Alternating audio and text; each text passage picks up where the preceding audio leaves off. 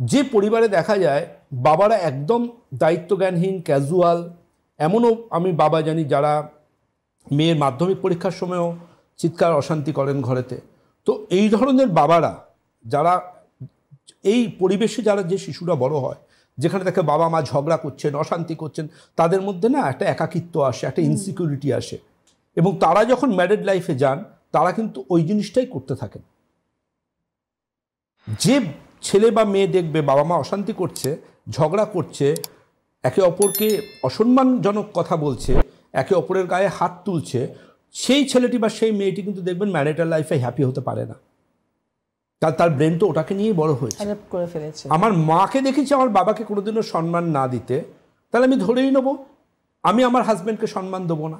অথবা আমি আমার বাবাকে দেখেছি আমার মায়ের গায়ে হাত তুলতে, তো দেন আমিও ধরে নেবো যে আমি আমার মিসেসের গায়ে হাত তুলতে পারি। তো আলটিমেটলি একটা বাচ্চা কিন্তু সে ছেলে হোক বা মেয়ে হোক, বাবা মা যে জিনিসটা করছে সেটা দেখে কিন্তু সে বাড়ছে। পরিবার মনের স্বাস্থ্য তৈরি করতে গুরুত্বপূর্ণ ভূমিকা। ওই যে আমি বললাম বাবা মা ভীষণ গুরুত্বপূর্ণ।